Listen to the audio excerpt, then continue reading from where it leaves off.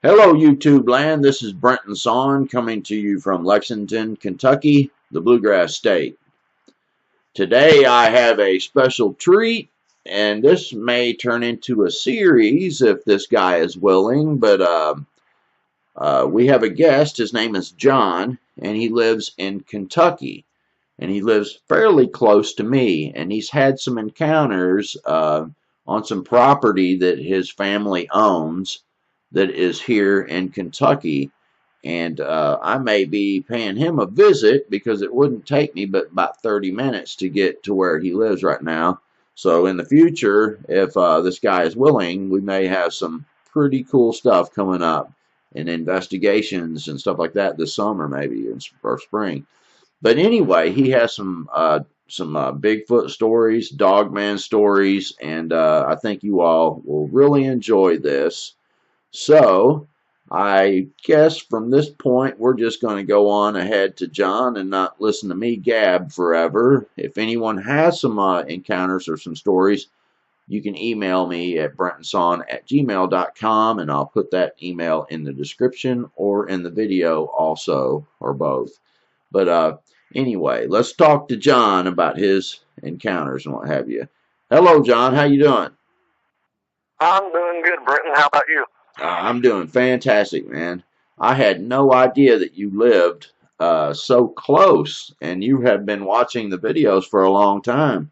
Anyway, if you want to kind of give an idea of the area and that you were having these encounters about the land and stuff like that, and tell them about the property and without giving away location and things like that.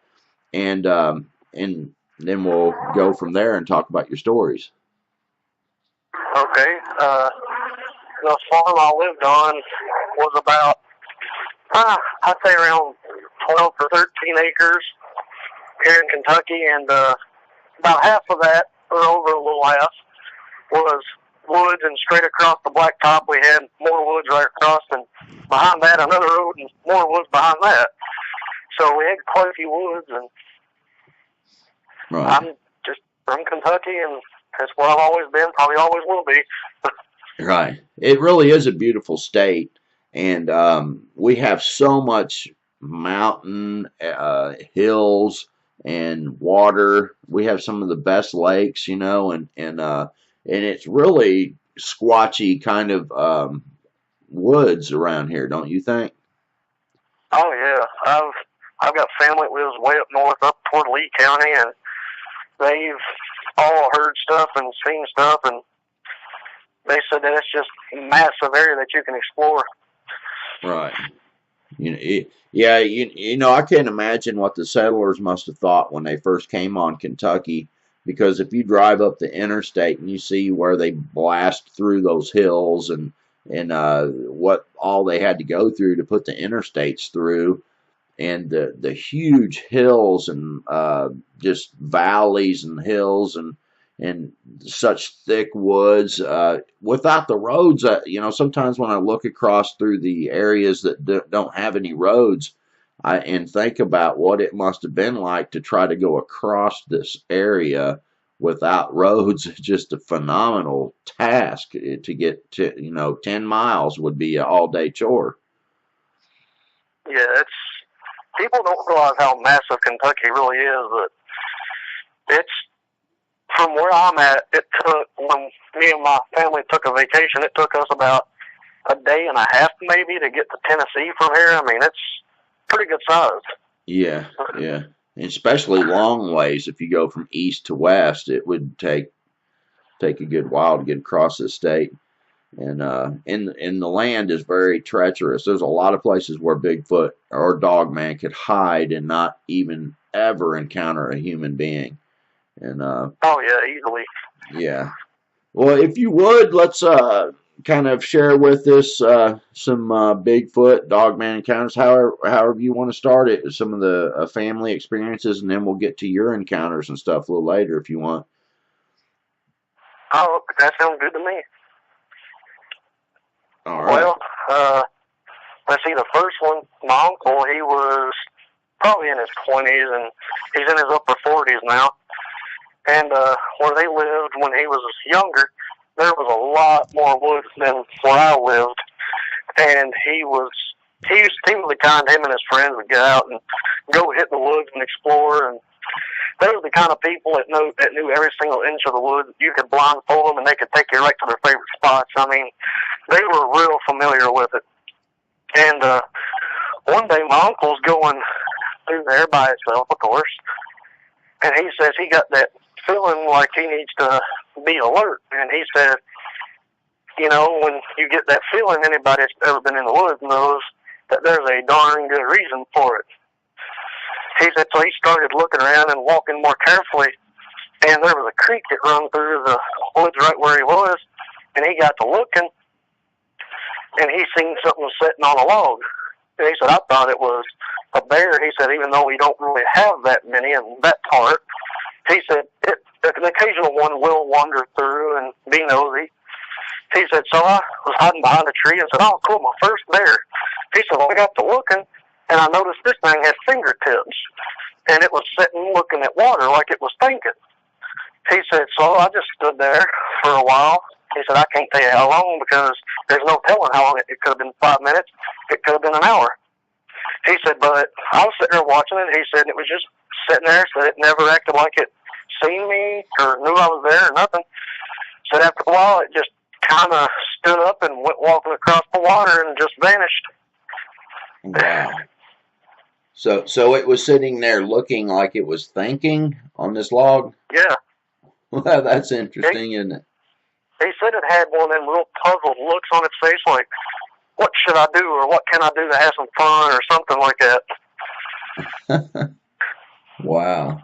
That's pretty cool encounter there. Did he tell you about how big it looked? He just said it was kind of a blackish color, and it had a little gray mixed in here and there. He said, so I'm guessing it was a little bit older. He said its fingertips didn't have no hair on it. He said, but the back part of the hand did. He said when it stood up, I could see its palms, and its palms looked just like ours. He said it was a little more wrinkly, but it looked just like ours. He said, of course, my uncle's about 6'7", I'd say. I mean, he's got pretty decent sized hands. He could palm a basketball easily with ease. And he said this thing looks like it could maybe palm that, maybe a good sized baseball on top of that. Wow. And he said it was massive. Yeah, yeah. If he's 6'7", I'd say he's got some big old hands. That's for sure. Yeah. But, yeah. I did ask him about like what size he thought it was, like height wise, and he said, well, I could lie or take a guess. He said, but to be honest, the part I was on, the part of the forest I was on, there's a slight dip, and we stupidly never went back to see how far down it was, so I could gauge a guess. He said, so I can't really make a guess. He said, but I'd say with the size of his hands, it had to at least be at least 7, maybe 8, right. 8.5 maybe. Wow. Well, that's cool that he wasn't, willing to exaggerate, and so that's a interesting encounter. I hear about people running across them sitting on logs and stuff like that. And even that one encounter that from Mississippi that I had not too long ago, where the thing was sitting there on the log and there was turtle shells, and all kinds of different things where the thing would sit there and eat and watch the deer and stuff migrate through. So that's a very common thing, actually, isn't it? Yeah, it's most of the stories I've heard, it's kind of strange in a way. It's like they're fascinated with down logs and stuff. Because a lot of the people I know say that they've come across them either sitting on a log, messing with a log, pulling a log apart to get some kind of grubs that was in there or something like that. Yeah, kind of a natural resource for a lot of reasons, I reckon. I mean, if I was in the woods and didn't have nothing to eat, a log's where I would go, because if it rains, the moisture sticks up under the log, and that's where as bad as it sounds, have to eat bugs if you have to. Yeah. when I go fishing, that's the one thing I'll look for is logs, and I'll roll them over and find all kinds of things to fish with. You know, Oh yeah. I never buy stuff. I never buy worms and things like that.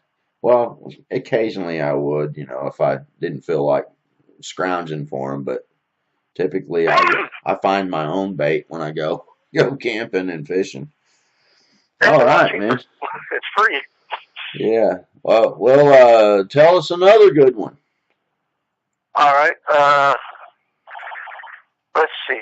My aunt that lives up in Lee County, she was hanging her laundry out one night, and they breed, I can't think of the dog's names, Boston Terriers, that's what they're called. And so she has about anywhere from 5 to 10 of them at any time in a kennel out back, just right up against the wood line. And I've been up there thousands of times. These dogs are irritating. They bark nonstop. She said, I go out to hang laundry and I notice it's too quiet. She said, so I get to looking around, and all the dogs somehow managed to squeeze into one big dog house, and they were all laying in there, all huddled up with their faces hidden. She said, and I knew that was strange, so I went and got my husband, and he come out with I think she said a pistol and a shotgun or something like that, and started looking around. And he said that he heard some noises up in the woods, and he said, around here we do have bears. He said, I mean, it's the most definite you're going to run into a bear. He said, so I take off through the woods. He said, I'm thinking, oh, okay, a bear's trying to get up here and kill my dogs, and I can't have that because that's how we make our money, that and food, growing stuff. So he takes off through the woods after it, and he said the hill that I was going down was a slight bit muddy. He said, all of a sudden, I just got the feeling I should stop, so I slammed on my brakes and slid down the hill and couldn't stop. He said, as soon as I hit the bottom of that, I heard what sounded like a T-Rex from Jurassic Park tear out. It was the most, I think the way he described it was the most ungodly roar he's ever heard in his life. Right. And he said, it didn't take me but 5 seconds to get back up that hill, clawing my way up through there. He said when he turned around, when he got up to safety, where he felt he was safe, he looked down and he seen about, I believe, he said 6 to maybe 8 shadows moving through the woods. He said, and that's all I could really tell. He said, but they were upright. They were moving at a speed that is unnatural for a bear. He said, and they were on, he said, not only that, they was on 2 legs for far too long to be a bear. Right. He said, because a bear, if it stands up on its hind legs, at most it may take 10 steps. He said, that's at a pretty slow pace. Right. He said, I actually counted the steps from the time I seen them to the time they disappeared. He said, and it was over 100. Wow. He said, I mean, I never seen, did he like fur. He said, I did see arms swinging, though. Right. Did he say anything about when the thing roared? Did he feel it? The impact of the sound, or? He said it was like being at a concert and being in the front row and the bass kicking real hard, like at a Guns N' Roses concert, because that's the last concert he ever went to. He said it felt like that. He said I imagine, he said I was never in the Army, but my family has, and he said I've been told of the impact of the Bradley tanks have when they actually fire. He said, I suspect standing next to one of them probably be about the punch it packed. Wow. He said, I don't know if it was all of them at one time doing it or if it was just one big boss one doing it. He said, but I knew I should get out of there. Yeah. Isn't that really strange when people say that they felt like they needed to stop before they hear or see anything? That's incredible, isn't it? Yeah. I think they fill out, I don't think it's telepathic or nothing like that. I think what it is, it throws out the predator vibe and says, hey, back off or else. Yeah. I don't want to hurt you, but if need be, I will. Yeah. They definitely put out some kind of vibe because people say that, don't they? Quite regular. This like, I felt like I needed to stop or not go there or turn around and, and then they hear something and then they hear something. Some people say that maybe it's a pheromone that you're picking up on and you don't quite realize it. Some people say that maybe the infrasound, they're hitting you with that and you're picking up on it subconsciously.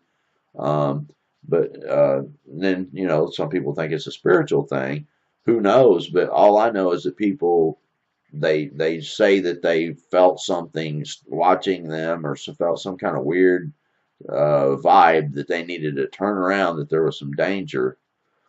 And that T-Rex sound is very, very terrifying. Did he make any changes about going into the woods, or with the dogs, or anything like that?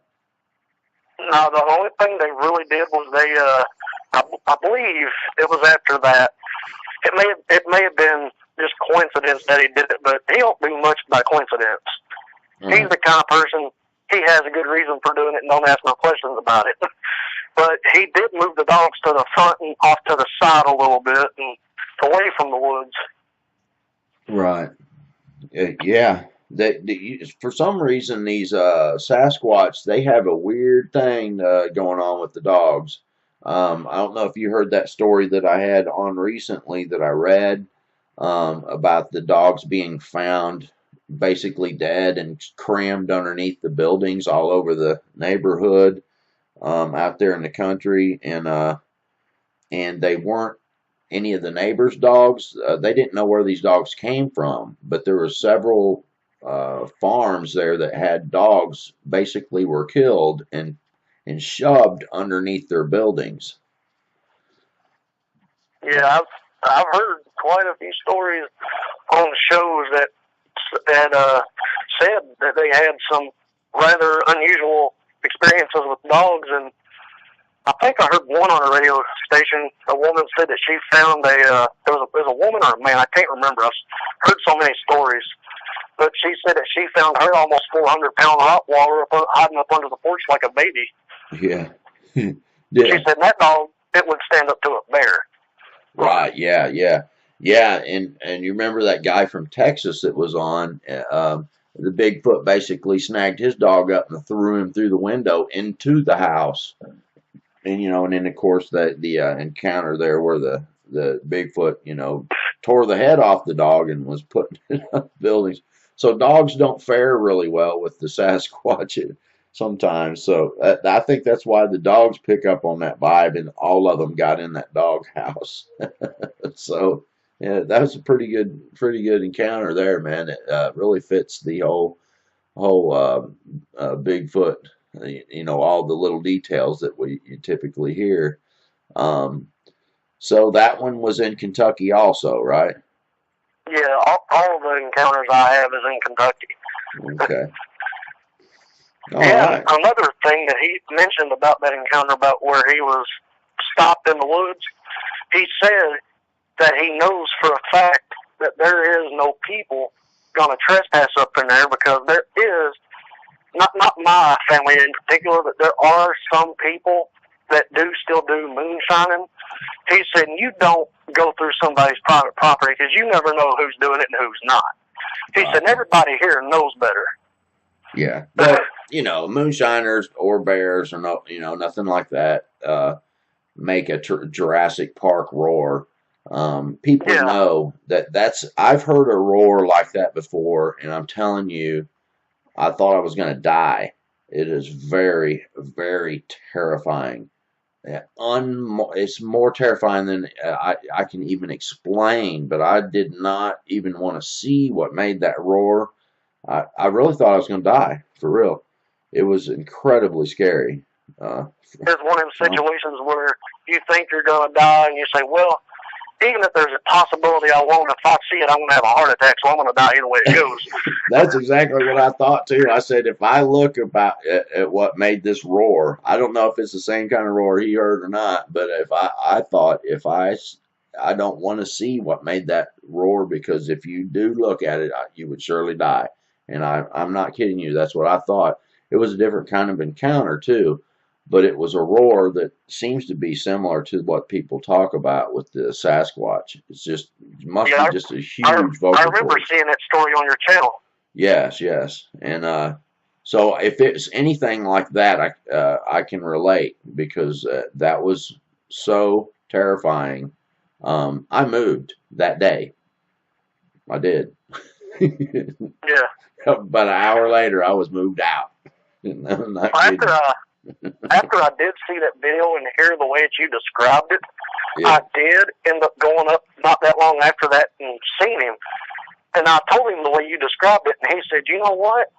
That's about the best way I can tell it. He said, I mean, even that don't do it justice. He said, but still, he said, it sounded like a mixture of a T-Rex and a whole herd of demons. He said, it was just horrid. Yeah. He said, I actually cried. He said, when I got home, he said, I was crying. Yeah. Yeah. Yeah, and moonshiners don't make sounds like that, nor bears. No one has ever said that a bear roared at them. It sounded like a Jurassic Park combination, Jurassic Park dinosaur demon, you know. So Yeah, and on top of that, moonshiners, as long as you show them the respect that they deserve in their eyes, you're fine. Like I can go walking through the woods right now up in there. They all know me.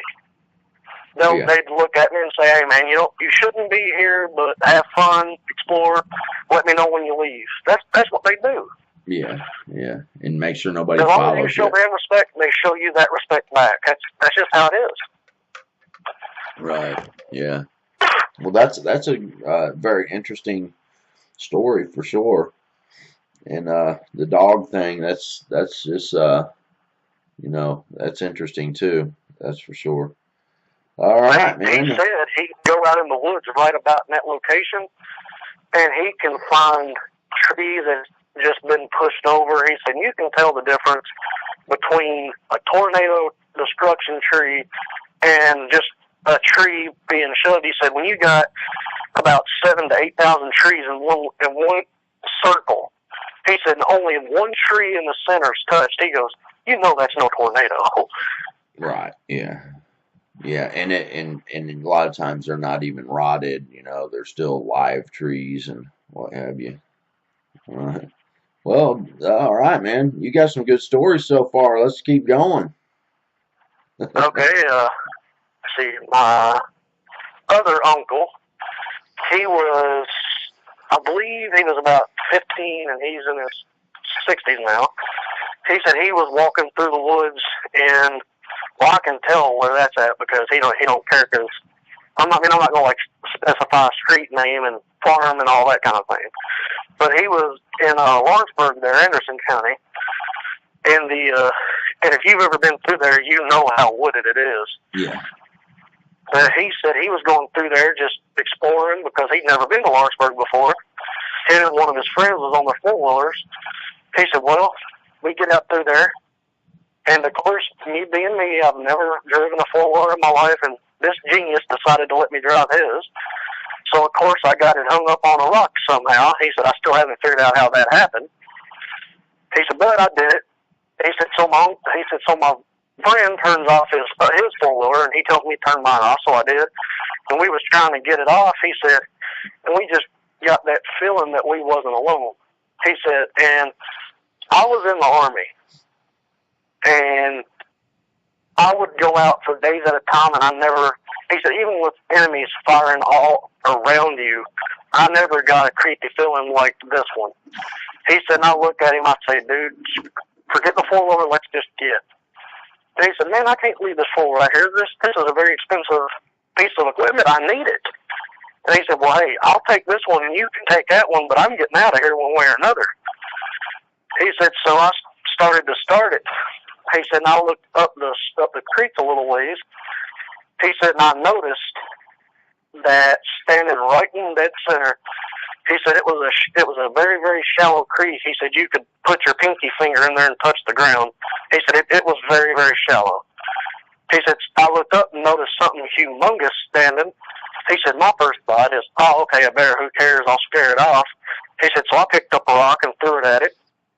He said, it just looked down at the rock and looked back at me, and then looked back down at the rock again and looked back at him. He said, and at that point, I realized this thing has a human-looking face, sort of. He said, that ain't no bear. He said, so at that point, I started freaking out and turned to my friend and said, what is that? He said, my friend says, what's what? And turns around, and it's gone. He said, and out of nowhere, tree limbs started falling in the woods. You could hear them. He said it sounded like a monster truck rally going through the woods. He said it was extremely loud. I've never seen it again. He said, and I really don't want to. Wow. So he threw a rock at it? Yeah, because the way he thought, okay, it's a bear. I'm gonna throw a rock at it. And he said bears usually will run. He said they may do a bluff charge at you, but they usually will run from you because they don't want to be bothered. He said, so I did it. He said it just looked at it like, how dare you throw that at me? That's so funny, man. I hear about them throwing stuff at people, but I've never heard about the person throwing stuff at it. That's the first time I've ever heard that. The Bigfoot probably went back to its tribe and it's like, man, these humans was throwing stuff at it. No wonder we throw stuff at them. They throw it at us first now. Who knows? Maybe that's why they started doing it. Oh, man. Did he give you any description on any of what it looked like, or do you remember? Yeah, he said if I had to guess, he said, I'm not very good with feet and yard-wise. He said, but I could very easily have taken the four-wheeler and gone about 5 miles an hour and been exactly where it was standing in under 5 minutes. He said it was extremely close. He said it was one of them 2 close moments. He said he got a really, really good look at it. And I asked him, I said, well, how did you get such a good look? He said, well, even though the trees is extremely thick, I had the sun on my side because it was directly behind me, so it was lighting him up perfectly. He said, I seen him like he was 2 feet in front of me. Yeah. He said that it was a reddish brown. He said it kind of looked like it had like white tips on the very tips of the hair here and there. He said, and its face looked something like an orangutan mixed with a human. Yeah.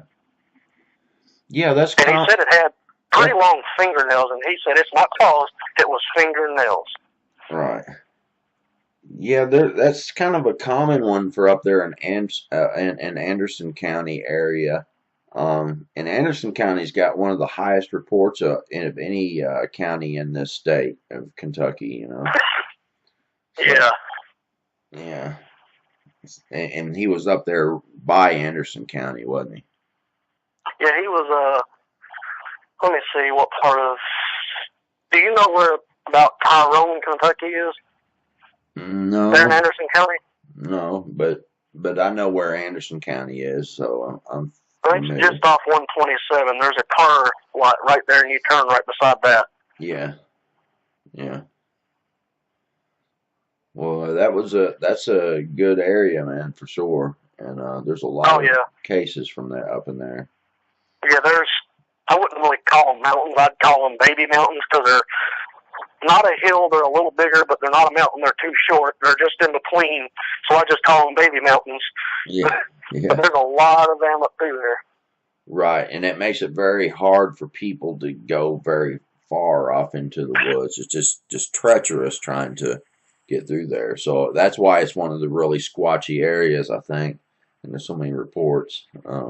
And even if you know what you're doing, even if you're from that particular area, it's still dangerous. Yeah, it is. I mean, you may walk through there 50 billion times. On it 50 billionth and one, the rocks may be loose or the mud may be bad or something. You may just fall over over 20, 30, 40, 100 feet and die. I mean, right. You never know.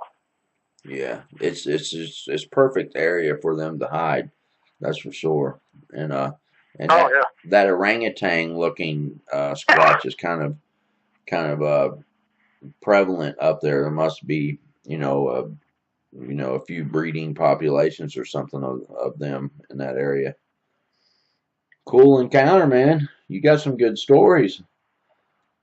Yeah, a lot of my family, they've told me some, I guess, they refer to them as crappy. And they say, but please, if you're going to tell anything, tell the best of the best that we got, because there's so many we got. Right. And I said, I know. Well, yeah, yeah. You all have definitely got some, interesting stories, and there's lots of people from Kentucky that have that. But not everybody will tell you. But more and more people are coming out, and because other people are, and it's not taboo as bad anymore. And finding Bigfoot shows and things like that, it kind of has opened up the ability for people to come out and tell. There's been a lot of people around this state that's had encounters, more than one. All kinds of families that have the whole family knows about this stuff, and they've kind of kept it to themselves, and talk about it amongst each other. So I'm Yeah, I really mean, thankful for you and coming look what forward. happens when you basically come out. I mean, who can blame them? Yeah. It's okay to do it nowadays, pretty much, because there's so many people that are just saying, hey, this is what we saw, and then more people will come forward and keep saying, that we encountered these two on our property, and then a lot of people, I think, these days know that what we aren't so alone. Everybody around here seen these, So Yeah, it's like one of my friends. He believes that they're somewhat natural animals, and mm, I asked him. I said, well, why do you think that? He goes, well, think about it. The few cases you've heard of them getting shot or barbed wire, what have you. He said, there's blood usually. He yeah, said, a spiritual being probably wouldn't bleed that much. He said, I mean, I'm sure that they can make you think they are, but he said, I highly doubt that that's what they are. yeah, And he said, so in my mind, it would be crazy to just assume that, he said, not saying to people that don't believe, he said, not saying that you're stupid or nothing. He said, but I think it would be crazy to assume that if they are of normal animal and just somehow stayed off radar this long, he said, if they are a natural animal, it's stupid not to believe that, out of the entire earth, that there's not more than just humans, bears, dogs, coyotes, stuff like that. He yeah, said it'd be stupid to assume that. yeah. No, I He I said, I know they're out yeah, there, and they're physical, and they definitely. I think that they are part human and they're part something else. Is what the DNA has been showing. But I mean, nobody knows for sure. So I just like hearing people's stories and collecting the information and sharing it, and kind of learn as I go. It's pretty cool. And as long as people like you come forward and tell what's going on, we learn more from you. And yeah, so, I'm the same way. I won't. Somebody could walk up to me right now and say that they just saw an alien. I mean, I might not technically believe it, but I'd say, hey, man, look, you believe? I mean, yeah, even if you don't believe, it's very, very interesting. yeah, it is. That's my favorite thing is people's stories. And so anyway, man, what more stuff you got? And yeah, give us some more of the Bigfoot stuff, and then we'll kind of graduate to the Dogman stuff. Is that cool? Yeah, that's fine with me. All right. And I'm trying to think of how this person's related to me. It might come to me in a few minutes, but I can't remember right off. So I'm just gonna say a family member. He was him and his wife was camping one night, and I got to admit that this is one of the most unusual slash creepy and just weird stories I've ever heard. He said him and his girlfriend was camping, and they always check the weather because they didn't want to get caught out in very bad weather with no way out and be stuck out there with maybe a tornado or something like that. He said, so I checked. No rain was supposed to happen for about a week. He said, so we're going to go out for about 6 days, and on the seventh day, we would start heading back out. So he said, we're sitting out there around the campfire late at night. The first 3 or 4 nights, nothing happens. He said, we hear coyotes off in the distance, and we hear crickets and frogs and all that. And he said, the occasional owl you'll hear, we heard. And that night, the next night, we went to bed, and he said during the day we would, travel through the woods, explore, and we'd leave trails with like neon orange tape on trees so they could find their way back.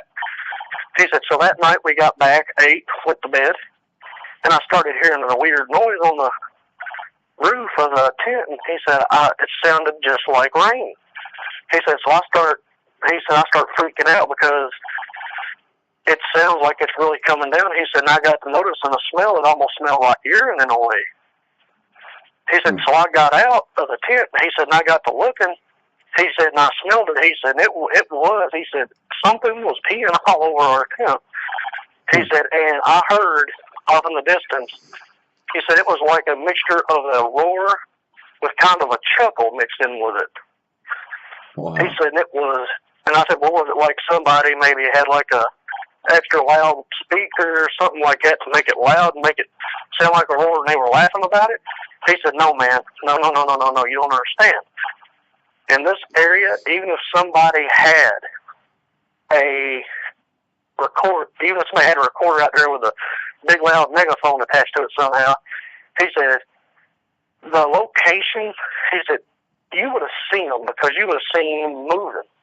He said, there was nothing even remotely close to us, but yet it sounded like it was right on top of us. He said, I never heard nothing run off. I never heard nothing walk off. I never heard nothing. He said, but, it was urine. He said, I know the smell of it. Wow. I just thought it was kind of weird, like maybe it was marking its territory or something. I don't know. Yeah. That's it sounds like it was making some kind of statement, that's for sure. Wow. And the only reason he even thinks it was a Bigfoot, and he said that the next morning that they got out and all around their tent, he said they didn't hear nothing else the rest of the night, so they went on back to sleep. He said that morning when he got up to go to the bathroom, he got to noticing there was toe imprints all around the tent. He said it wasn't the whole foot, it was just toes. He said there was 5 distinct toes. He said, dude, I'm a big man. He said, I'm almost 7 foot tall and I'm pushing 300 pounds. He said, I took my shoe off and put it right beside one of them and pushed it down with every bit of my weight. He said, I didn't even put a dent like this thing did. He said, so it had to be over 300 at least. And it was the toes, huh? Yeah, just the toes. So I don't know if maybe they were some smaller ones, or I don't know. And maybe they were standing on their tippy toes, like looking around. I don't know. It's just weird. Yeah, that's That's really interesting. Or it could be maybe that they were standing there, and maybe the rest of the ground was kind of dry. Maybe that one particular spot was a little moist more than the other, and maybe that's where the foot sunk in. Maybe. Yeah, that's what I was thinking at first. Is maybe that's the urine. I couldn't imagine like a huge Bigfoot would probably, probably soak the tent pretty good. You know what I'm saying? And so the edges. He said it looked like he'd been in one heck of a rain. He said it was actually glistening in the moonlight. He said it was very, very a lot of pee. That's the way he worded it. Yeah. Wow. We can just tell him that is that camp spot urines. Is that urines camping area? Yeah. Anyway. All right. Oh, cool, man. That's another good one. You got any more Bigfoot stuff? I'm trying to remember here. A lot of them is kind of questionable as to what it could be, but there are some people that's seen them so close that they don't have a doubt in their mind what it was. Oh yeah, I do. I think I have maybe 2 more Bigfoot ones. All right. My cousin was putting out some kind of chairs. I don't know what for. I think they was maybe having a barbecue the next day or something. And she was outside by herself, and her husband was inside with his best friend and his brother. and she was putting her chairs out, and they offered to help her, and she said, no, I got it. You guys just sit there and catch up. Y'all don't get together too often. It's okay. It's just chairs. I can handle it. They're just folding chairs. So they sat in there. They didn't really want to stay in the house. They wanted to help, but she wouldn't let them, so they kind of listened to her. And she said she was out there putting the chairs out, and she was hearing these slight knocks. And she said it wasn't hard like you see like on Finding Bigfoot and stuff like that where they're hitting the trees. She said it wasn't like that. She said it was almost like it was a woodpecker or something. And she said, I got thinking, oh, wait a minute. Okay, there's a woodpecker out in the woods pecking or talking to another one. She said, and I got thinking, wait a minute. She said, I don't know if woodpeckers come out at night, but I don't believe I've ever heard of one being seen at night. Right. And she got to listen a little closer. She said, and I noticed it started getting more harder and more louder. She said, to the point it sounded like somebody taking maybe 3 or 4 humongous trees, tying them together and smacking a big boulder. And she said, playing baseball with it. Right. She said, so I got a little nervous then. She said, and that's when I started freaking out, and I got the feeling like I need to get in the house. She said, I've got asthma real bad, of course. She said, so of course, when I get excited, that acts up. She said, so I'm sitting out there wheezing, can't holler for my husband to come bring it to me or nothing, and I can't hardly move. She said, so I got my phone out and called him, and all I could get out was, come. And he could tell something was wrong, so they come running out with their guns. And she says that the next thing she knows, there is about, from 4 different directions, there's just a constant stream of rocks just pounding all around them. And she said it sounded like a hailstorm. She said that's exactly what it sounded like, only louder and more frequent. She said it was like something was taking 5-gallon buckets and just throwing rocks. She said that's what it was like from 4 different directions. And she said at that point they just opened fire in all 4 directions and started shooting because they knew it wasn't a human at that point, because as many rocks and as frequent as they was coming in, they knew something was wrong. Right. She said, next thing I realized, she said, my youngest brother decides to take off running into the woods. And I'm, by this point, got my inhaler, and I'm telling him to get back here or else that I'm going to pound his tail for him. She said, he turns around to come back, and she said, all I see is a big arm come out and just smack him right on the arm and roar real loud, and he just took off running. She said, I'm telling you, I don't think his feet touched the ground until he was in the house upstairs. Wow. She said, of course, we all took off then. She said, we called the police, told them what happened. They didn't believe it. And a big arm came out of what now? Out of the tree line there and just smacked him in the side of the arm. Did he say what the arm looked like? She said it was very, very quick, but you could very clearly see fur, and you could see fingertips. She said, like the tips and nails. That's all I can say because it was moving so quick, but I seen fur and a human hand. She said, that's exactly what I seen. Yeah, that almost sounds kind of Dogman-like, but it sounds kind of Bigfoot-like, too. The only other time I ever heard of a shower of rocks was about a Dogman encounter. Yeah. You know, but who knows, you know? Well, wow. her and her husband called me and told me about it. And, of course, you know, that's my family. I want to make sure he's okay. So I go up there, and he's got what looked like you or me just walked up to him and just slapped his arm as hard as we could. There was a big handprint welt on his arm. I mean, it was a perfect handprint. Wow. And he was a pretty good sized guy. He was, I believe, right around 400 pounds, and he was very short.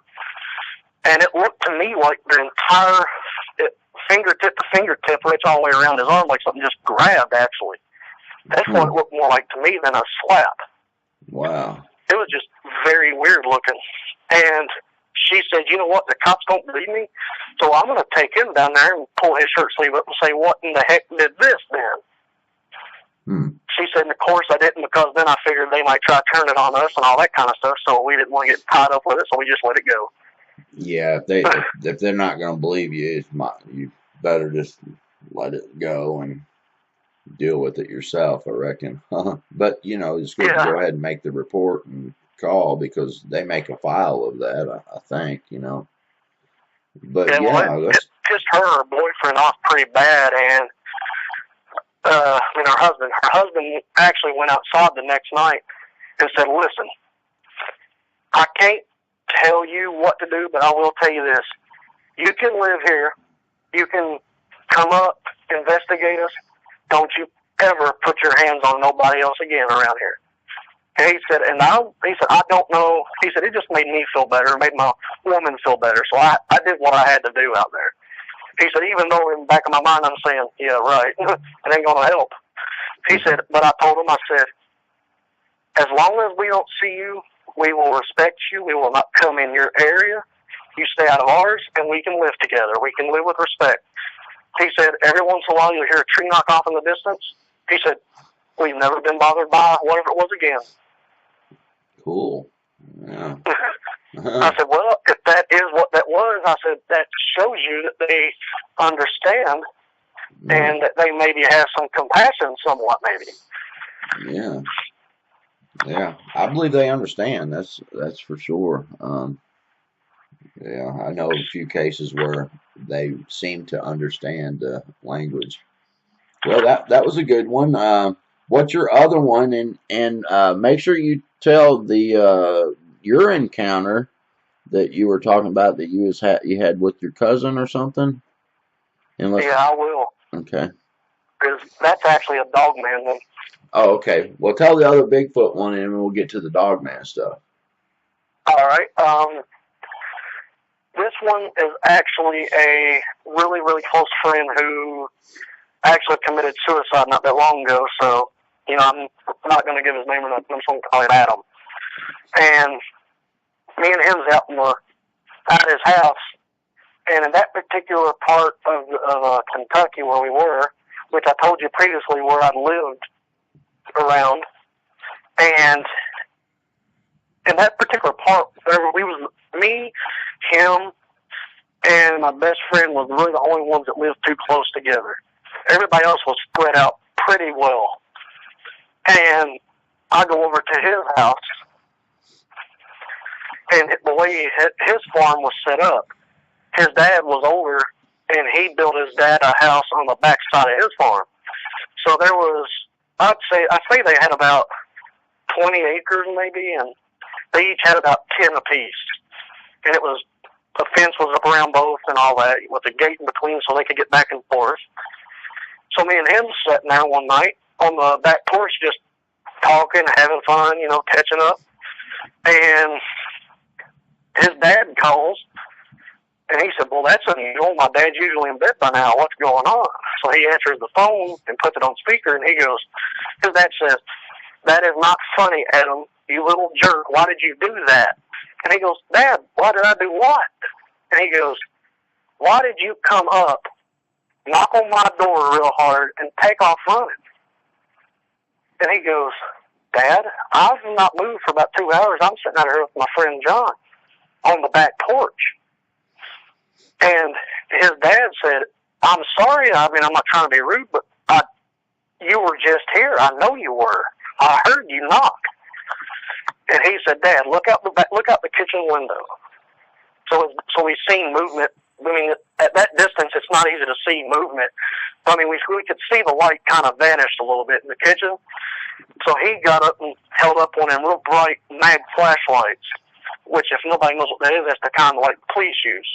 So he stood up and was shining it, and he said, see, Dad, I'm right here on my porch. And his dad said, well, there's no way you made it that far in just under 5 minutes. He said, because this was 5 minutes ago. He said, now I heard if you had a four-wheeler. And he looks at me, my friend does, and goes, get the truck. We're going over there and make sure you put the guns in the truck. So I did, because our first thought is somebody's trying to break in or something like that.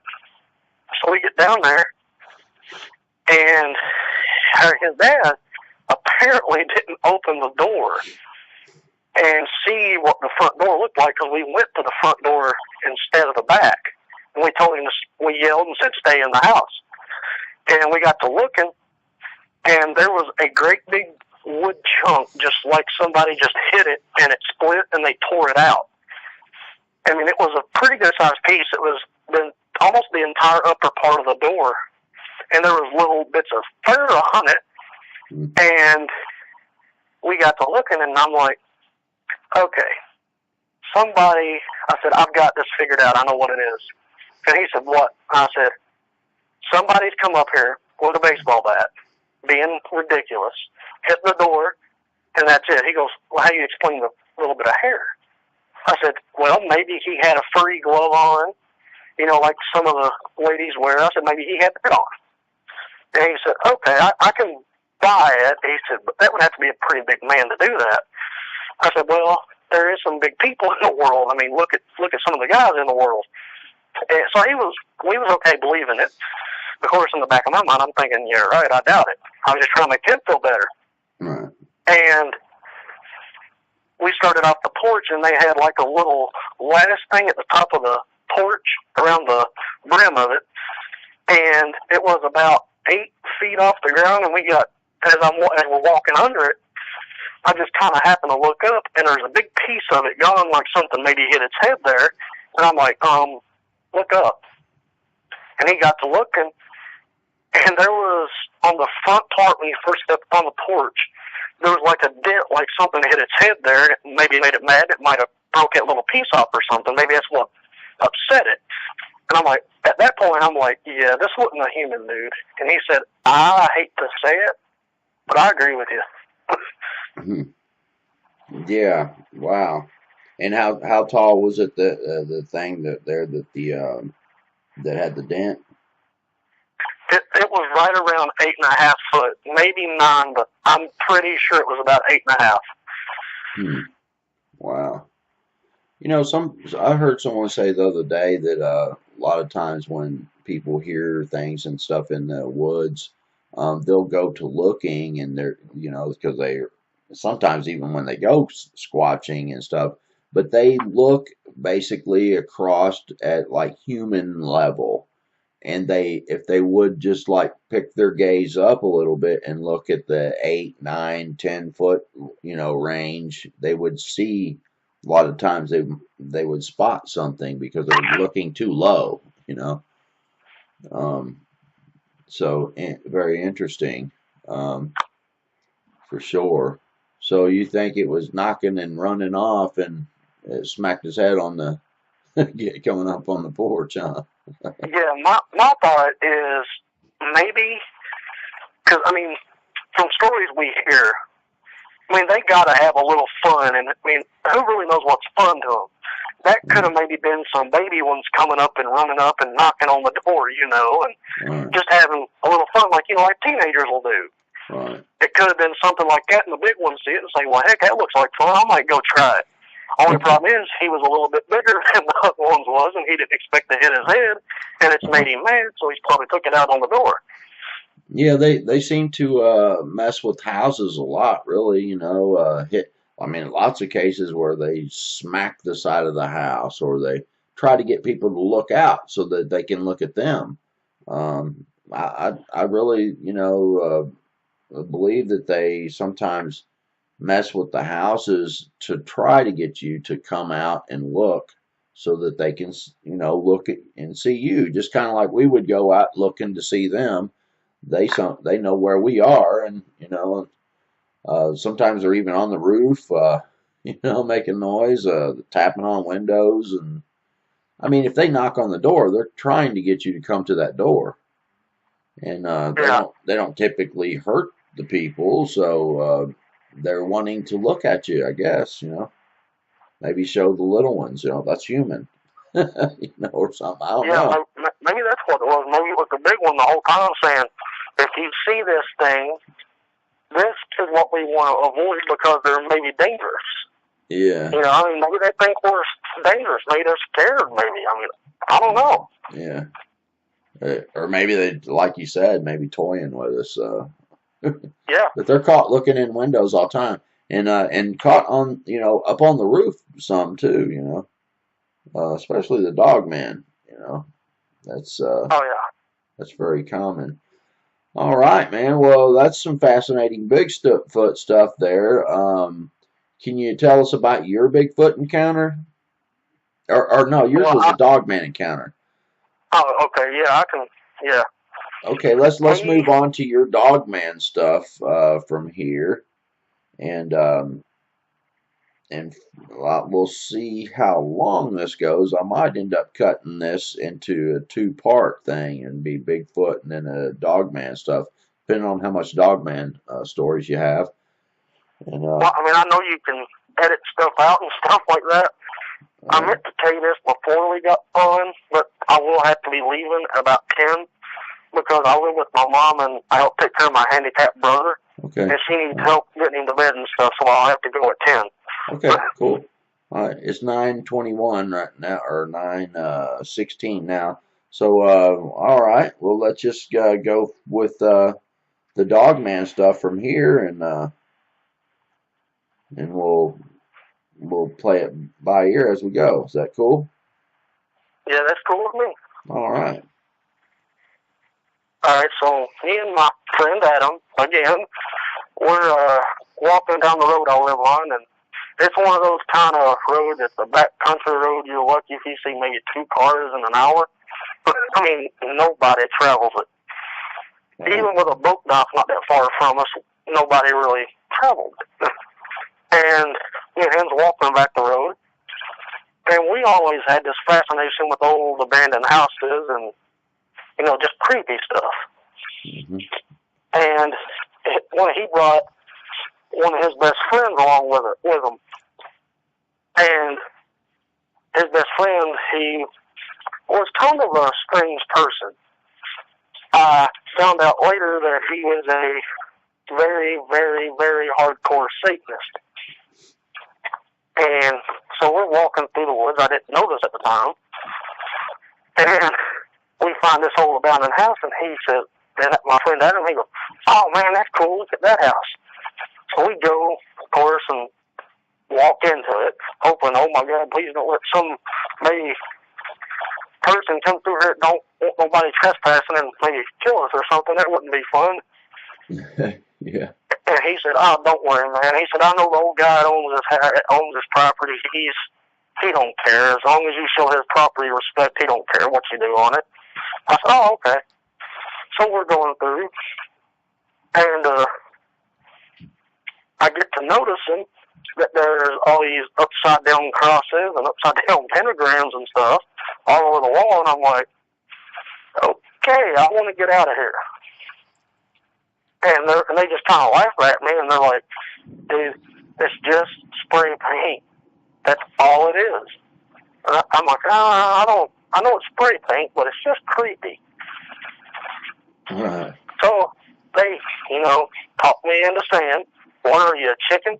"No, I'm not a chicken." "Okay, then stay." "Oh, fine, I'll stay." So we get to walking through, and we notice that there's a basement. So we go down into it, and it has like the double doors on top of the earth, going down into the basement. Mm-hmm. And we noticed that they're gone, that they've been either removed by the owner or something's ripped them off, or over time they just rotted away. So we think that's pretty cool. Well, we could have come this way the whole time, but at least we come through the front. So we get to looking around, and we notice that there's a door down there. So we go to the door, and it's kind of hidden. And we open it, and there's like these chains that has like these clasp things on them. And like the handcuff style chains, like back in the castle days and all that, like they would chain people up. Mm-hmm. So I automatically say, "Dude, something ain't right here. We need to leave there. That's weird." And he said, "Well, maybe it was used back in the slave days, maybe." He said, "Maybe that's what all it is." And his friend looks at him, at me and him both, and says, "No, he's right. We need to get out of here." And so we did. And we left the woods and went home. Well, later that night, his friend come back over. And he said, okay, guys, there's kind of something I need to let you all know. He said, Adam knows it, but you don't. He said, I am into some pretty dark stuff.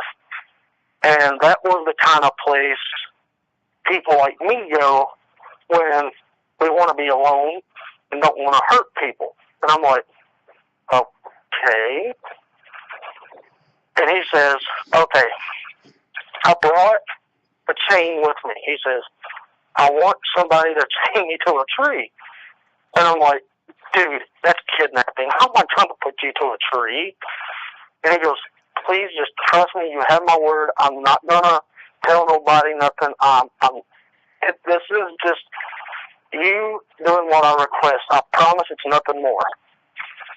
And I said, okay, I will only do it if I write out a letter saying that you were a willing participant or a video or something, some kind of proof that you want me to do this so you can't come back on us over it.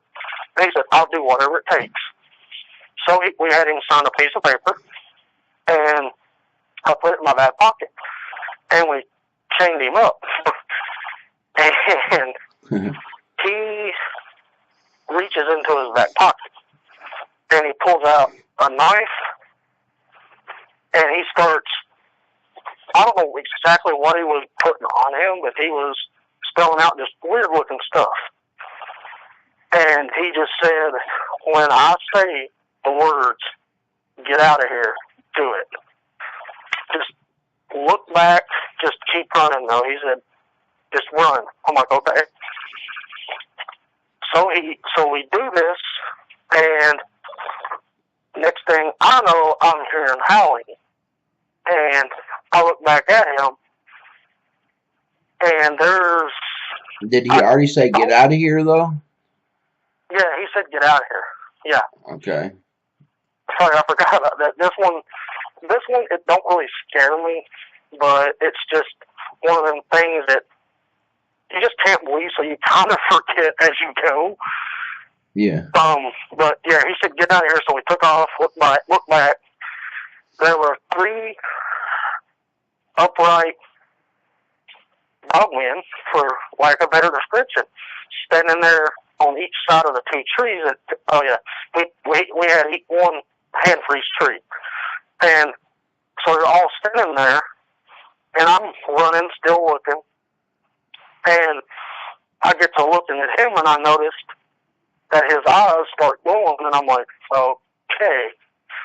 And I don't really talk like language, like bad language was, but I did say, what in the hell is going on back there?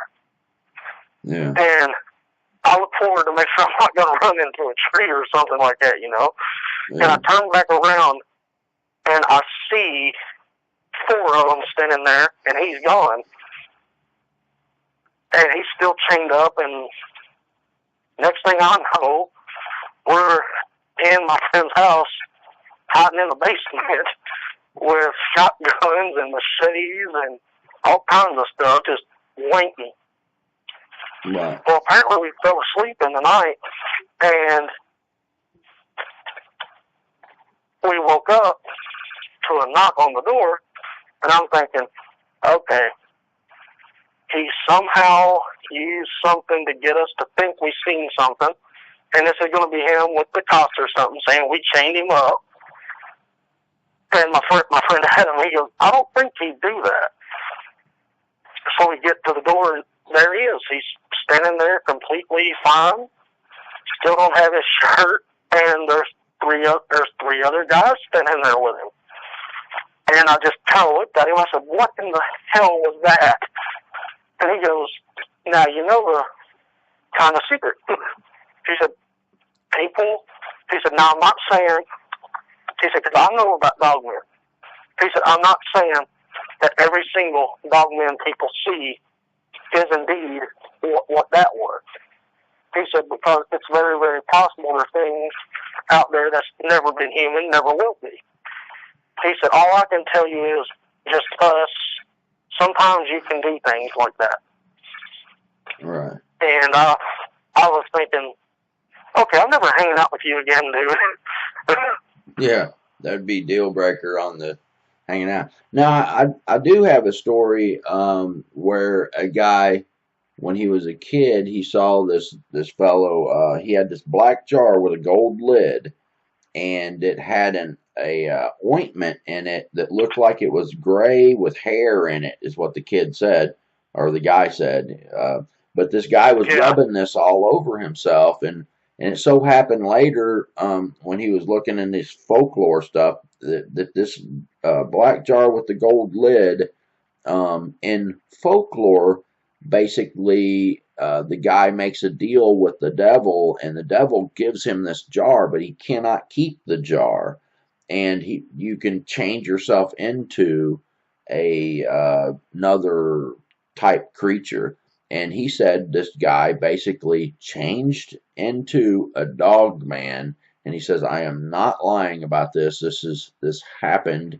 And what made him remember it so much is, of course, the dog man, but there was that black jar with that gold lid really stuck out to him before the guy his eyes started rolling back and what have you. But anyway, so he was carving something in his arm with a knife, like letters or symbols or.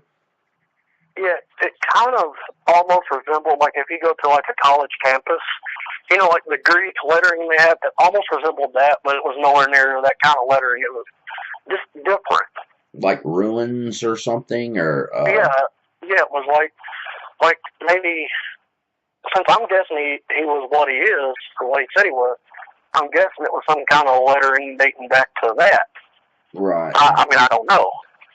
So when they knocked on the door that morning, there was three other guys with him, so there's basically four. So each one of those three, when he starts doing this, basically 3 dogmen show up, and then you look back, and then all of a sudden there's 4, is what you're saying, and so they were all basically humans that had transformed themselves.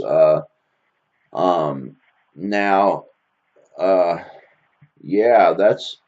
I mean, I've heard of this before. The Skinwalker thing is basically that type of thing too.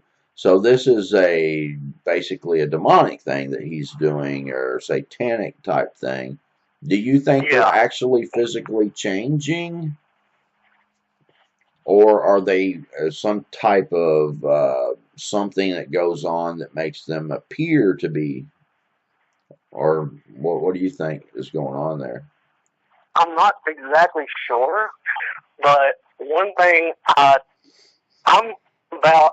say about 50, no, I'd say about 70% sure that it was him physically changing, because I remember it like it was yesterday, actually. I mean, I really do.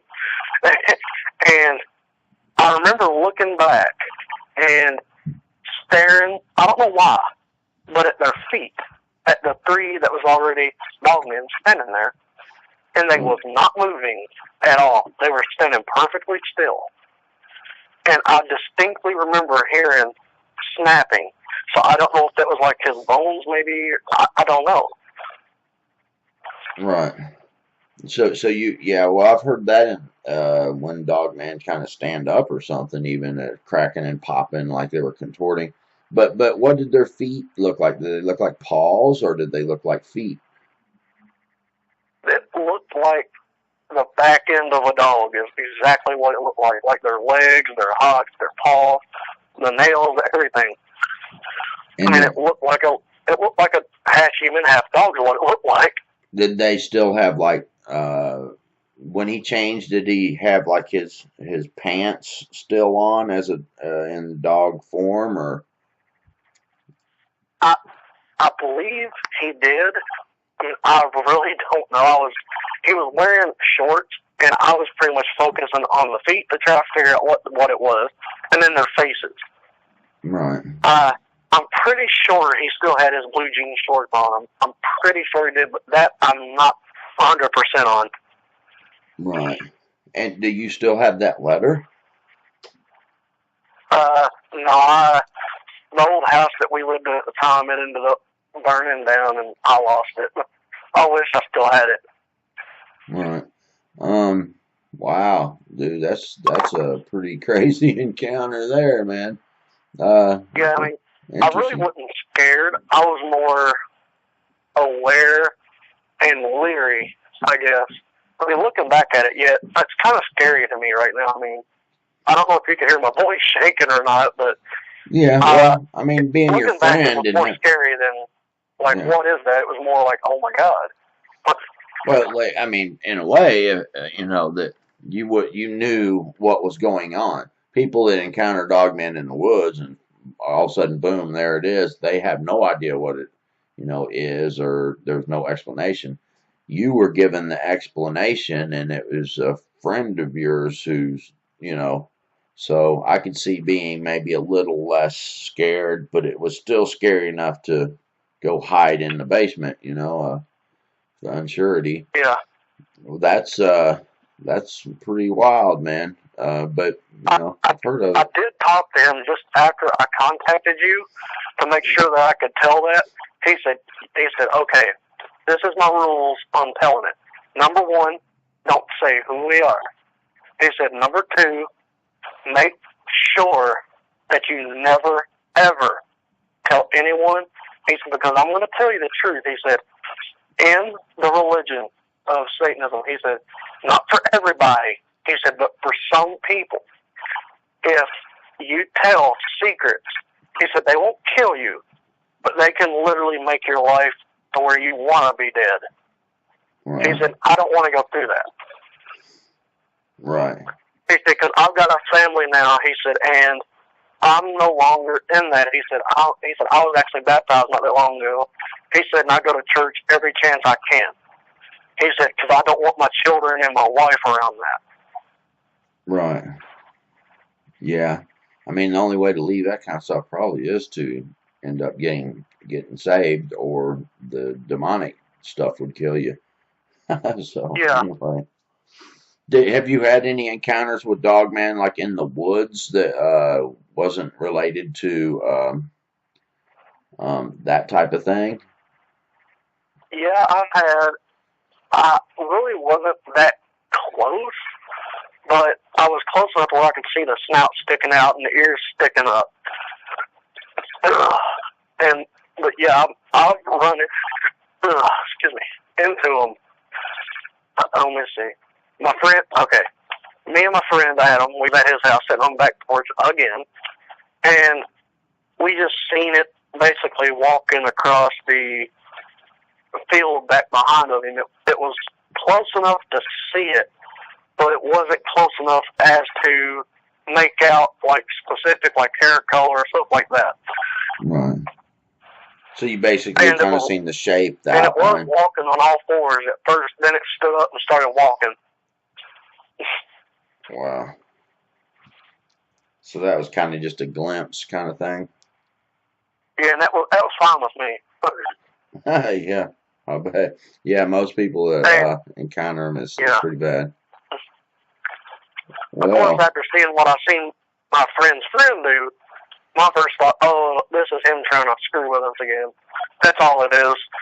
Well, I got talking to him, and actually that night, he was down in Florida because his aunt was dying, and he was down there saying goodbye to her. So it couldn't have been him.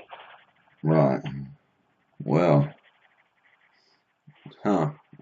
I mean, that was good to ask him, because I guess if you ever see a dog man, you would wonder, is that my friend or one of his friends or something like that? And he was nice enough. We didn't ask him to do it, but he was nice enough to get a hold of his other friends and ask them if they was anywhere near the area that we was at. And every single one of them said, no, man, we wasn't there. Huh. So, yeah, he probably wonders about the Dogman stories, I would imagine, you know, if it's always Skinwalker kind of thing or what. I've actually heard from some people that live around where he lives now. He actually asked them if they have any encounters like about dogmen, and if they say that they have, he will actually go out and try to, go around the area, look for signs that he's familiar with to see if it's exactly what he did that night, or if it's something else entirely, just to try to help. Right. Yeah. Huh. Well, I guess we could go ahead and wrap this up, so that I can make it all one episode. And if you have more stories, you may come back on, and that way you can be done by 10 and all for to go take care of your relatives and stuff. But what would you say to anybody that would say that once I post a story, you're going to have people that believe you, people that don't, and you're going to have some people that are mean about it and some that, are nice, and so you're going to get the trolls and stuff. The people that would say you're lying about it, what would you say to them about that, the Dogman and the satanic part of that? If this is what I would say about it. I mean, I don't mind hate. I'm used to it, It don't bother me. But if anybody don't believe it, and if they happen to be around the same area that I'm at, I'm not going to tell you where that's at. But I'll say it like this: if you're around the area I'm in, pay attention to voices. Like if you're at Walmart, Kroger, places like that, pay attention to voices. And if you hear a voice that sounds like mine, ask me if I'm John. And if I am, if it's me that you're talking to, I will tell you. And I know people right now that would help me back this up. I know people right now that would have no problem proving that. And I could very easily have it proved. Right. Well, maybe we can talk about that later. I know stuff like that does happen. I interviewed J.C. Johnson, and he basically spoke about it and some of the things that they do, to be able to do that transforming and stuff like that. And maybe though there's different ways that they go about it, but there are ways people do this, and it's a fact. And their particular case, it sounded like they were using some kind of spell type thing or something, carving it on them in blood on their arm or something. But anyway, man, I really appreciate you coming on, and we'll be talking, man. You live close and stuff, and we'll do some other stuff. Maybe we'll go check out some of the sites that your family and you have had, the Bigfoot stories from, and we'll maybe catch something on tape or something. Does that sound cool? Yeah, that would be pretty cool. All right, man. One thing I will say that I actually forgot to mention about the whole friend of my friend's getting chained and all that.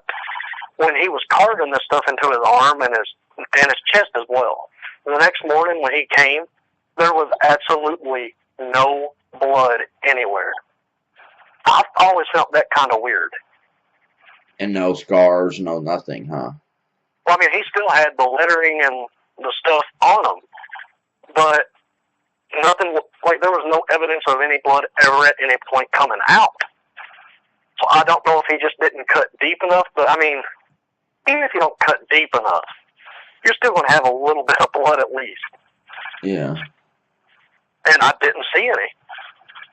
Right. But that, I asked him about that, and he said, to be honest with you, that I do not understand. He said, that I can't answer. Well, I mean, if he was changing into a dog with fur and everything, I guess, yeah. It might have been on the dog fur, wherever that went, I don't know. Or maybe the dog, maybe when he actually turns into the dog, maybe the dog licked the blood away, maybe. I mean, I don't know. Yeah. Well, that's interesting, that's for sure. It's not the first time I've heard about it, too, so.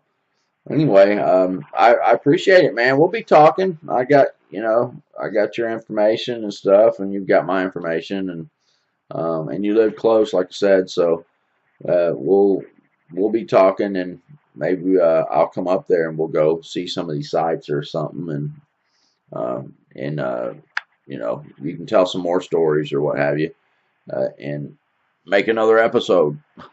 Cool. Okay. All right, man. Yeah. Before I go, I do want to say one more thing though. Any of your viewers or subscribers, whatever, if any of them have any encounters and they're just kind of afraid, don't be afraid, because I'm telling you, Brenton, he is an amazing guy, and he has been nothing but honest and cool with me through all the talking we've done, and I really respect him. So, I mean, you can trust him. You really can.